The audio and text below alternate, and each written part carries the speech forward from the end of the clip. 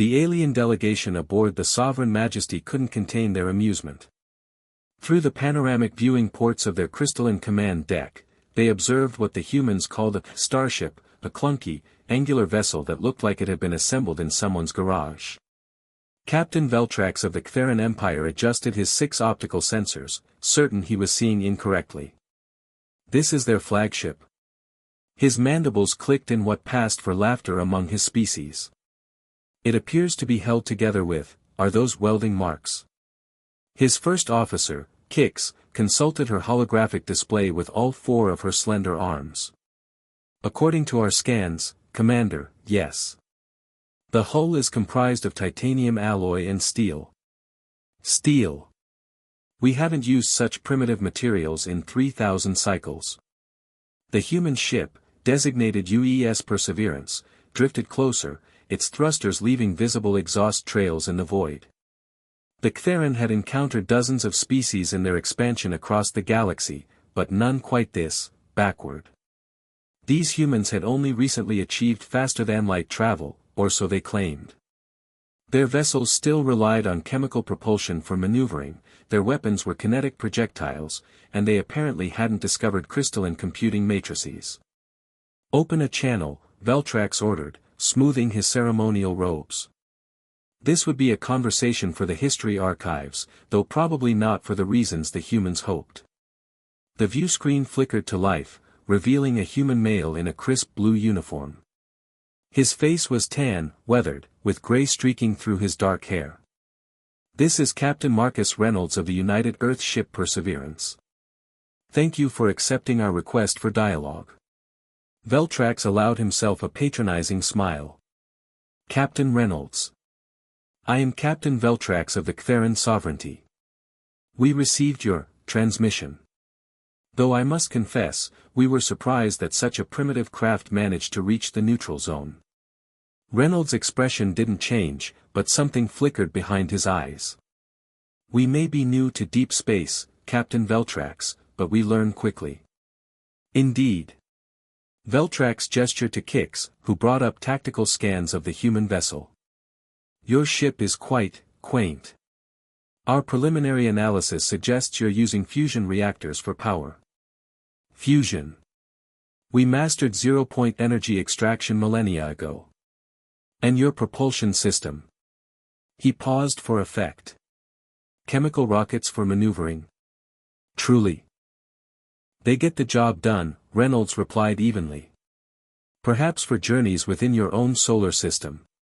Veltrax leaned back in his command throne, enjoying this. But out here, in the deep dark between stars, you'll find the galaxy operates on a different scale. Tell me, how long did it take you to reach this sector? 6 months. The Ktheran bridge crew erupted in their clicking laughter. 6 months. The Sovereign Majesty could cross the same distance in 3 days using their quantum slip drives. These humans were children playing with toys, venturing into a universe they couldn't possibly comprehend. Captain Reynolds, Veltrax said, composing himself. Perhaps it would be best if you returned to your home world. The galaxy is vast, dangerous, and full of species far more advanced than yourselves. Reynolds smiled then, a thin, knowing expression. Is that so? I'm afraid it is. Well then, Captain Veltrax, allow me to show you something. Commander Kix watched her sensors with growing confusion. Captain, the human vessel is powering up something. Energy readings are, this can't be right. Veltrax leaned forward in his throne. What is it? I'm detecting a massive energy buildup in their engineering section. The signature is unlike anything in our database. Her crest flattened against her skull, a sign of distress among her people. Sir, those power levels shouldn't be possible from a fusion reactor. On the view screen, Captain Reynolds stood calmly on his bridge. Behind him, crew members moved with practiced efficiency across a command center that looked almost medieval by Ktheran standards, physical buttons, manual switches, actual seats instead of neural link stations. Captain Veltrax, Reynolds said, you're right that chemical rockets and fusion reactors are primitive. We've been using them for decades. But you're wrong if you think that's all we have. Explain yourself. Veltrax felt the first stirrings of unease. 6 months ago, you're right, it would have taken us 6 months to reach this sector using conventional drives. But we didn't use conventional drives for most of the journey. Reynolds nodded to someone off-screen. Ensign Park, bring the Shaw Fujimoto drive online. Shaw Fujimoto drive? Veltrax exchanged glances with Kix. We have no record of such technology.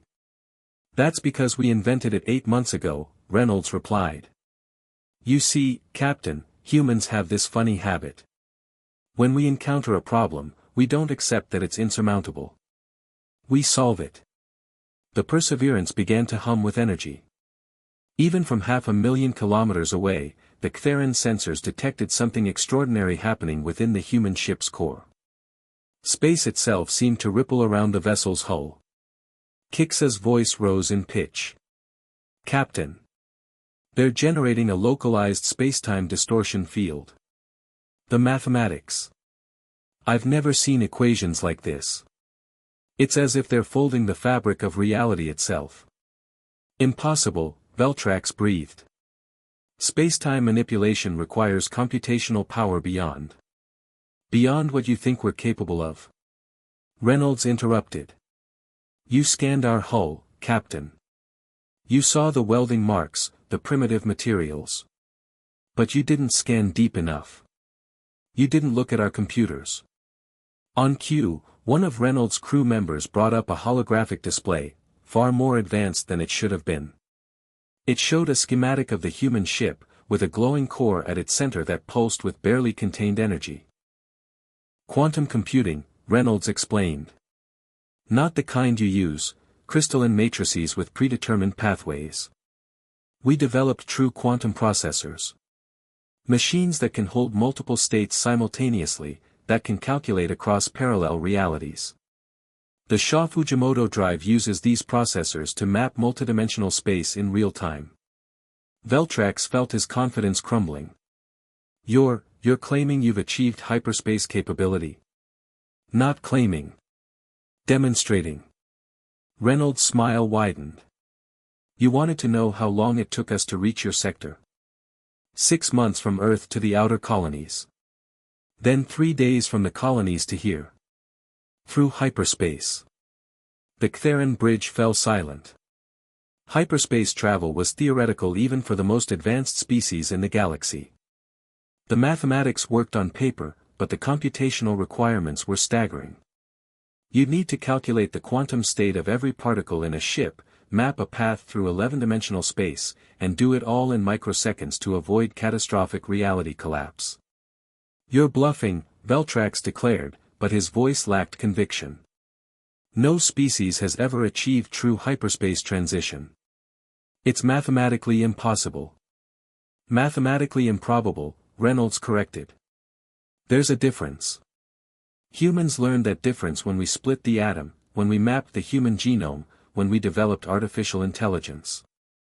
We've built our entire civilization on turning the improbable into the inevitable. Kix studied her readings intensely. Sir, the energy signature is stabilizing.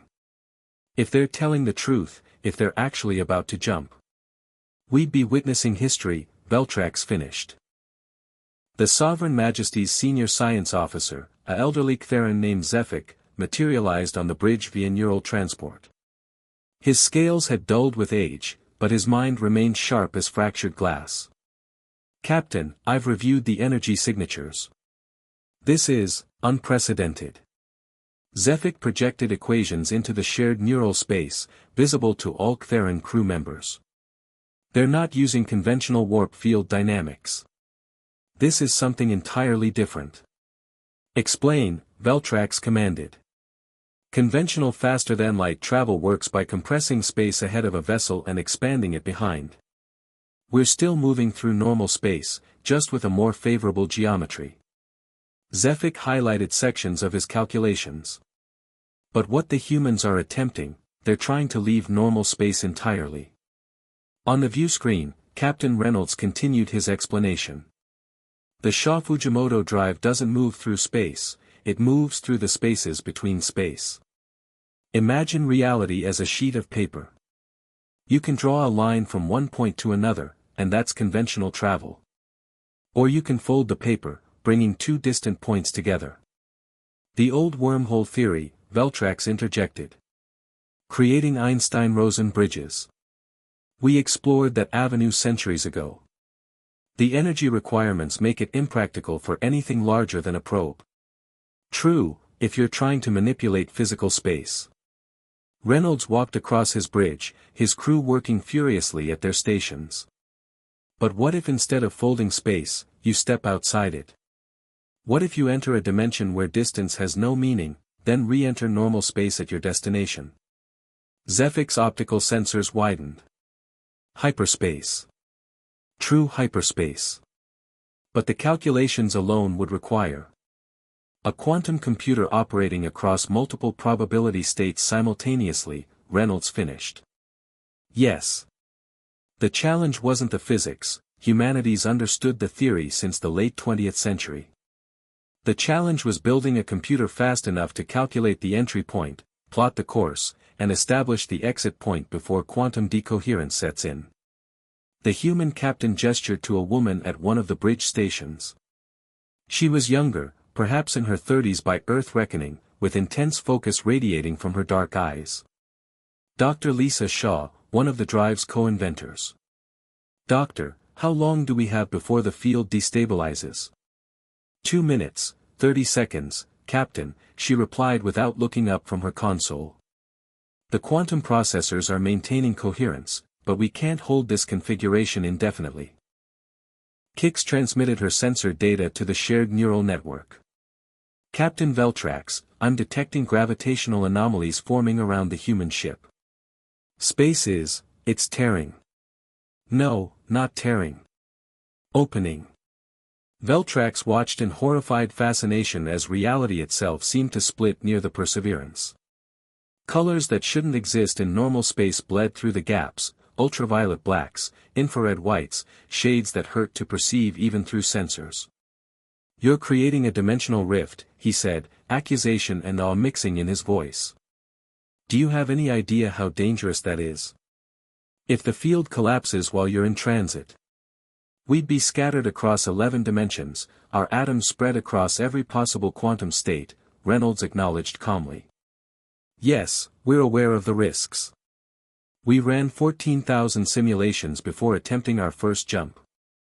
Lost 3 unmanned probes to calibration errors. But we learned. We adapted. Madness, Veltrax whispered. This is absolute madness. This is human, Reynolds corrected.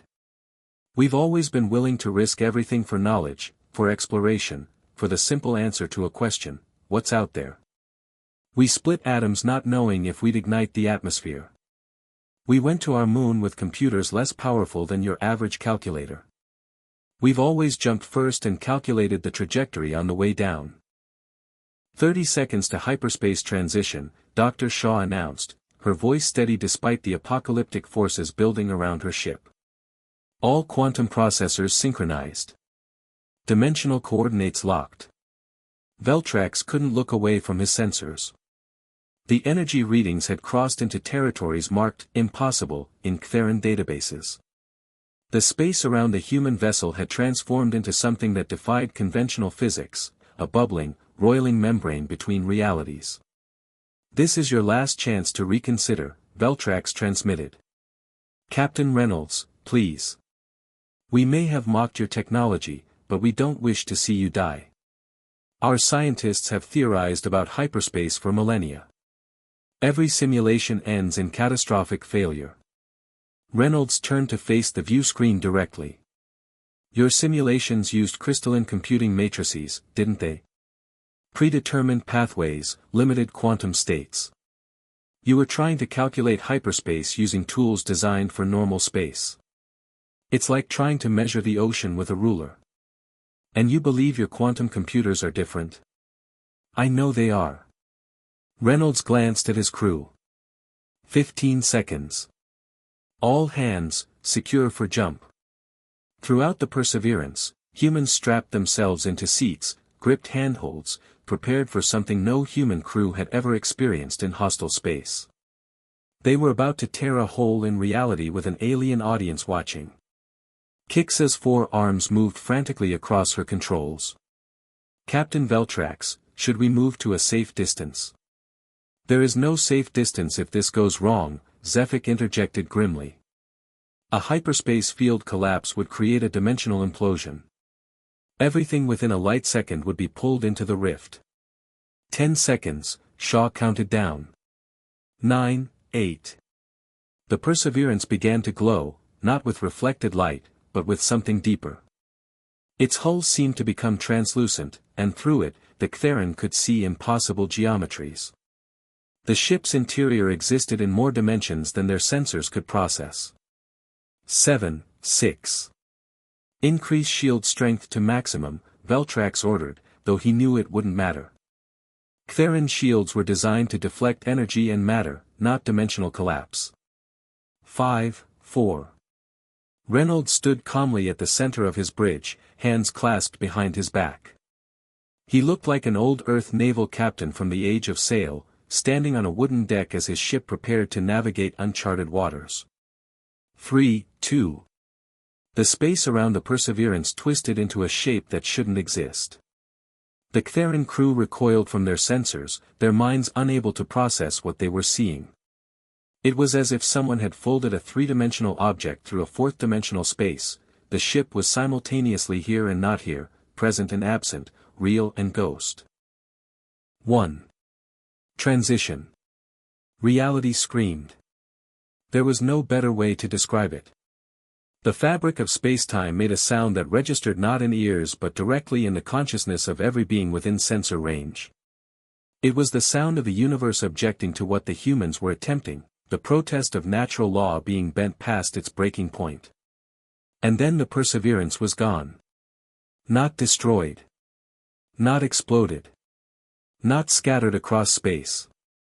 Simply gone, as if it had never existed.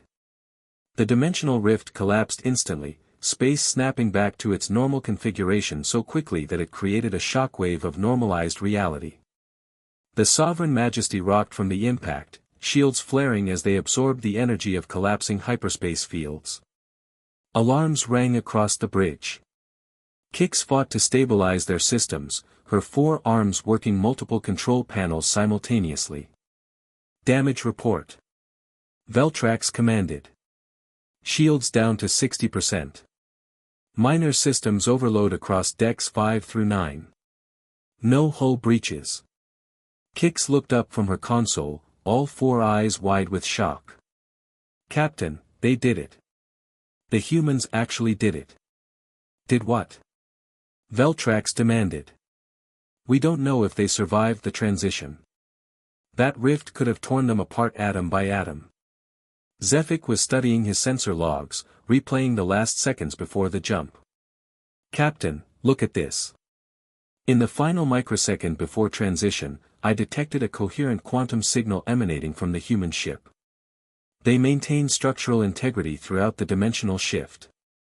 But where did they go?" As if in answer, Veltrax's communication console lit up with an incoming transmission.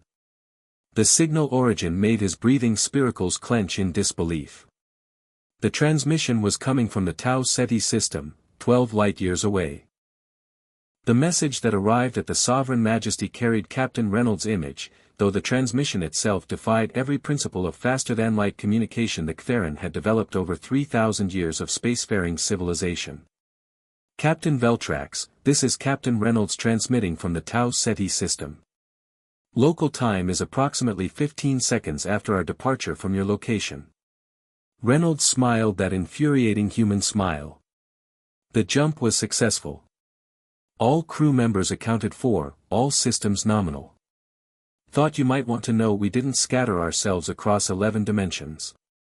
Veltrax felt his world tilting. 15 seconds. That's 12 light-years in 15 seconds. Technically, the transit time through hyperspace was instantaneous, Reynolds explained. The 15 seconds accounts for field generation before the jump and field dissipation after arrival. We could probably shave that down to 10 with better calibration. Kix performed rapid calculations, her mathematical mind struggling to accept the numbers. Captain, if what he's saying is true, they've achieved effective velocities of, it doesn't matter. The concept of velocity breaks down when you're not traveling through normal space. Indeed. Zefik projected a star chart into the shared neural space. Conventional Ktheran quantum slip drives can cross this distance in approximately 16 standard cycles. The humans just did it in less time than it takes to speak a sentence. On the screen, Reynolds turned to address someone off camera. Dr. Shaw, any anomalies to report? The scientist appeared in frame, checking readings on her console. Some quantum fluctuation residue, but nothing outside expected parameters. The dimensional membranes held perfectly. I'm actually seeing better coherence than in our test runs. It's almost as if real spacetime is more stable than our simulation environments. Or perhaps, a new voice interjected, reality itself is more flexible than your simulation suggested. An elderly man shuffled into view on the human bridge, white-haired, stooped with age, wearing civilian clothes rather than a military uniform. His eyes, however, burned with fierce intelligence. "Allow me to introduce Dr. Ken Fujimoto," Reynolds said. "The other half of the Shaw Fujimoto Drive development team." Fujimoto nodded politely toward the Ktheran viewscreen.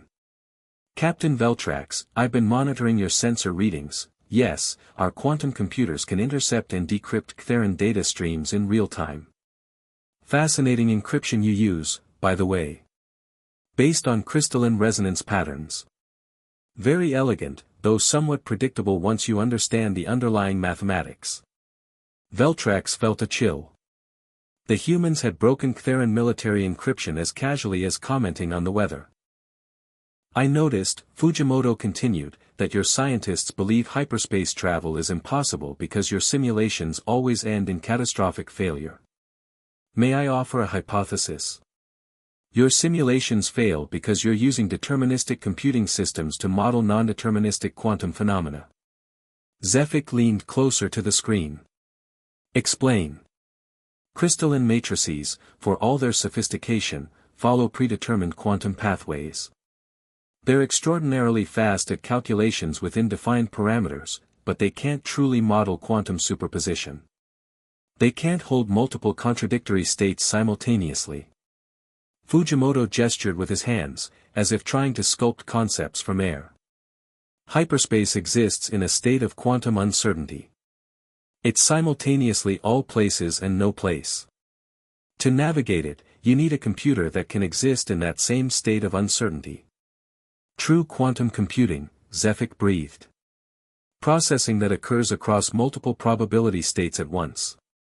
Exactly. Our computers don't just calculate the path through hyperspace, they exist partially in hyperspace during the calculation. They're entangled with the very dimension they're trying to navigate. Reynolds took over the explanation. The Shaw Fujimoto drive works in 3 stages. First, our quantum processors map the local dimensional topology. Second, they identify a corresponding topology at the destination, like finding 2 matching wrinkles in that folded paper I mentioned earlier. Third, they create a bridge between those topologies and pull us through. The entire process, Shaw added, generates tremendous amounts of data. We're talking about mapping the quantum state of every particle in the ship and its surrounding space-time bubble. That's 10 to the power of 32 distinct calculations, all happening simultaneously. Veltrax felt ancient pride warring with new reality in his mind. The Ktheran Empire had ruled this sector of space for 2,000 years. They'd encountered 18 distinct spacefaring civilizations, and all had acknowledged Ktheran technological superiority. Now these humans, these newcomers who'd barely left their own solar system, had achieved what the greatest Ktheran minds had deemed impossible. Why? The question escaped before Veltrax could stop it. Why share this information with us? You could have kept the technology secret, maintained a strategic advantage. Reynolds' expression grew serious. Because that's not why we came to space, Captain Veltrax. We didn't develop the Fujimoto drive to dominate anyone. We built it because the stars called to us, and we couldn't bear to spend decades crawling between them. Within hours of the Perseverance's successful jump, the incident had reached the highest levels of Ktheran authority. Veltrax found himself summoned to an emergency session of the Sovereignty Council, projected via neural link from his ship to the Grand Chamber on Kthara Prime. The council consisted of 12 elders, each representing one of the Empire's founding clans. They manifested as towering figures of light in the shared neural space, their actual bodies remaining in stasis chambers while their consciousness engaged in deliberation. The eldest, Matriarch Vexera, spoke first. Captain Veltrax, we have reviewed your sensor logs and the human transmissions. If these readings are accurate, the implications are profound. Her voice carried the weight of 3 centuries of life. A species that achieved spaceflight only 2 centuries ago has now surpassed our own technological capabilities in a fundamental way. The readings are accurate, Matriarch. Veltrax projected the complete data into the neural space, every measurement and calculation laid bare for the Council's inspection. I witnessed the impossible. They opened a stable hyperspace corridor and traversed 12 light-years in subjective seconds. Another Council member, Patriarch Thal, leaned forward in his projection. And you say they broke our military encryption as casually as breathing? That their quantum computers can process in real time what would take our best crystalline arrays weeks to calculate? More than that. Veltrax shared the final piece of information he'd received from Dr. Fujimoto. They claim they can modify their quantum processors to operate on crystalline matrix principles. Effectively, they can replicate our computing technology as a subset of their own. But we cannot replicate theirs. The council chamber fell silent. In Ktheran culture, silence was the highest form of shock. Words required thought, but silence meant the mind had been stunned beyond thought. Finally, Matriarch Vexera spoke. In 3,000 years of expansion, we have never encountered a younger species that surpassed us technologically. We have integrated civilizations, offered protectorate status, even fought wars with equals. But this is unprecedented. The question before us, interjected Counselor Rax, is how we respond. Do we see these humans as a threat? An opportunity? Something else entirely? Veltrax considered his answer carefully.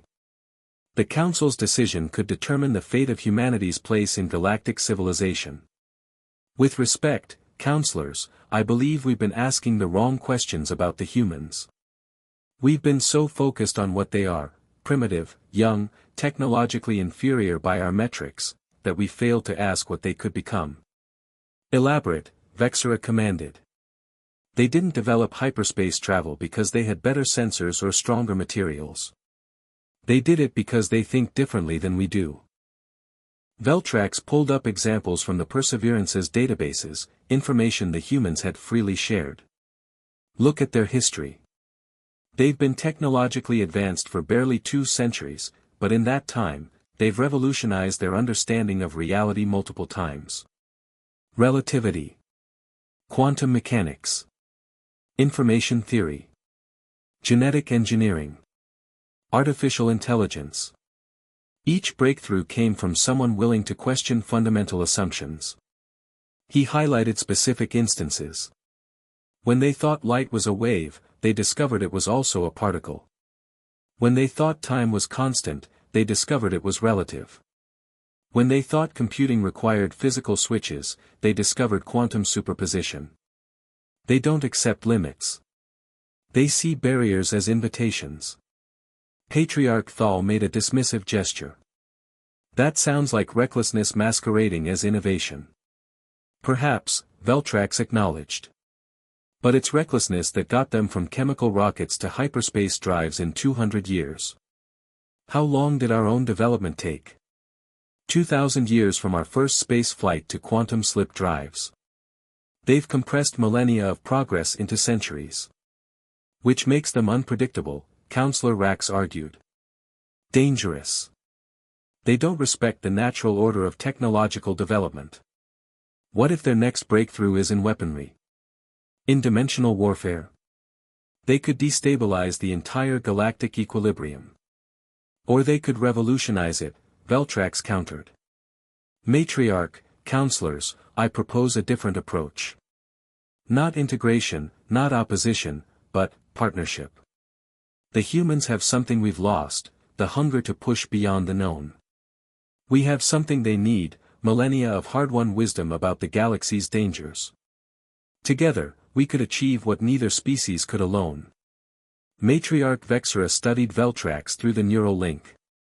You speak with surprising passion, Captain. When you first encountered the humans, your report was filled with contempt for their primitive technology. What changed? I watched them jump to hyperspace, Veltrax said simply. I watched them do something my teachers told me was impossible, something our greatest scientists said would never work. And in that moment, I realized, we've become comfortable. Safe. We've spent the last 1,000 years refining what we know rather than discovering what we don't. The humans can't afford comfort. They're too new, too vulnerable, too aware of how much they don't understand. That fear drives them forward. And what do you propose specifically? Vexera asked. A knowledge exchange. We teach them about the galaxy, its dangers, its politics, its established powers. They teach us to think like they do, to question our assumptions, to be uncomfortable again. And together, we explore what lies beyond our current understanding. The council members exchanged glances through the neural network, entire conversations happening in the quantum space between their words. Finally, Matriarch Vexera announced the decision. Captain Veltrax, you will return to the Tau Ceti system. Offer the humans an invitation to Cthara Prime. Tell them the Sovereignty Council wishes to discuss mutual cooperation. And Captain, learn everything you can about how they think. If we're to work with these humans, we need to understand what makes them so maddeningly innovative.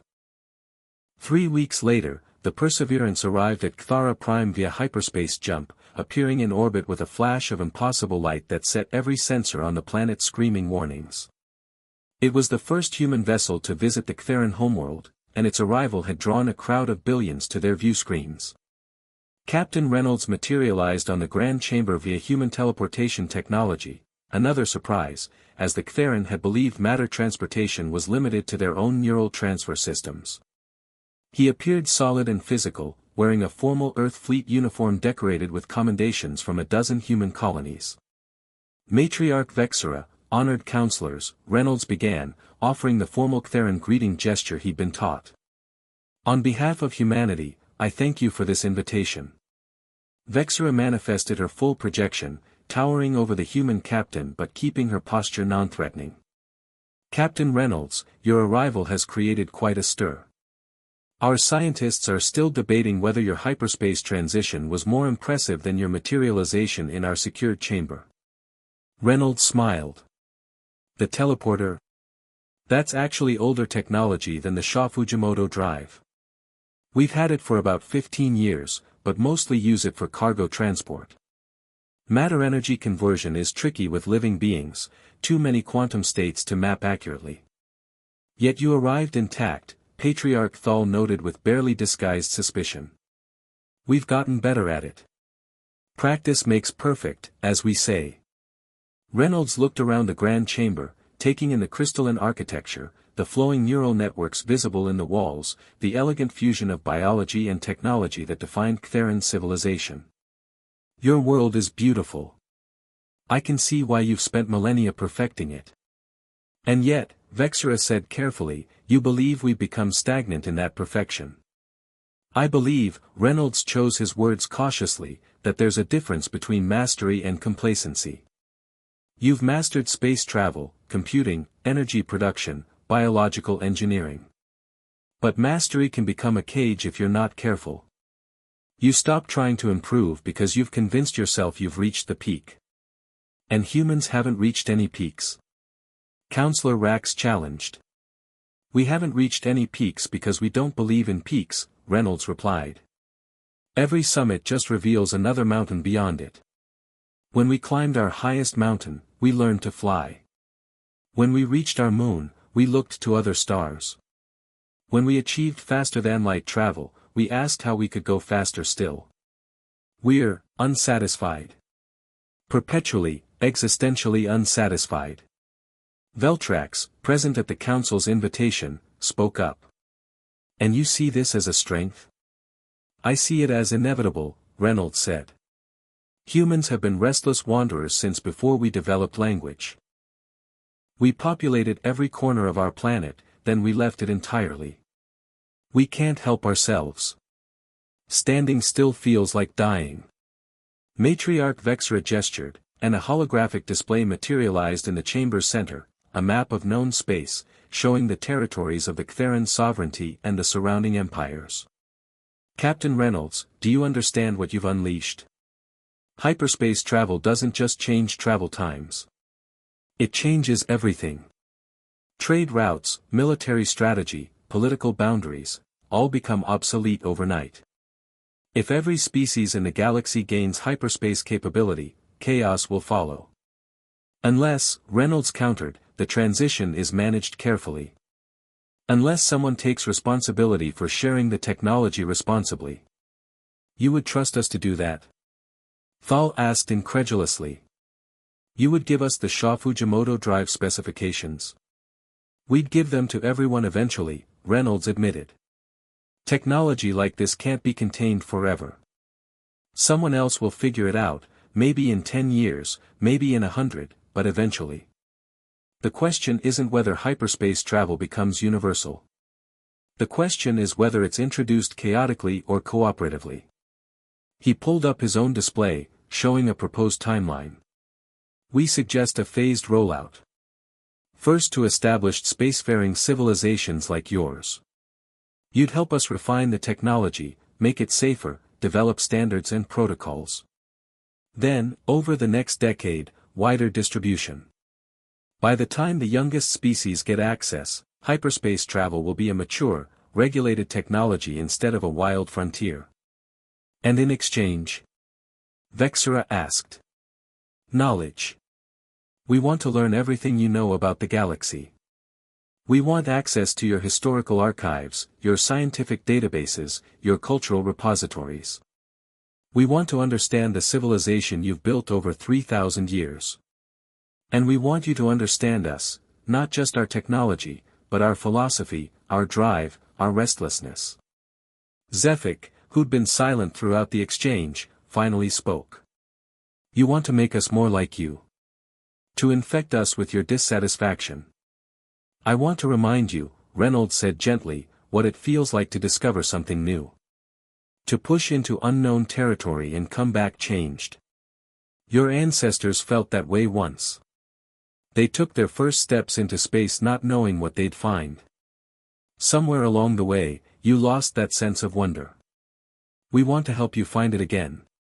The council members fell silent, communing through the neural network at speeds the human couldn't perceive. Finally, Vexra spoke. Captain Reynolds, the Sovereignty Council accepts your proposal with one modification. We will establish a joint research initiative, human and Ctheran scientists working together to refine the Fujimoto drive and explore its implications. But more than that, we will create an academy. A place where young minds from both our species, and eventually others, can learn to think beyond boundaries. The Hyperspace Academy, Veltrax suggested. Yes. Vexra's projection smiled, a gesture humans had taught the Ctheran in their brief acquaintance. Where the question, what if, is always welcome, and the answer, impossible, is always challenged. Reynolds extended his hand, offering the human gesture of agreement. Vexra manifested a physical projection and grasped it, the ancient ritual of two species marking the beginning of something unprecedented. To the stars, Reynolds said. To the unknown, Vexra replied.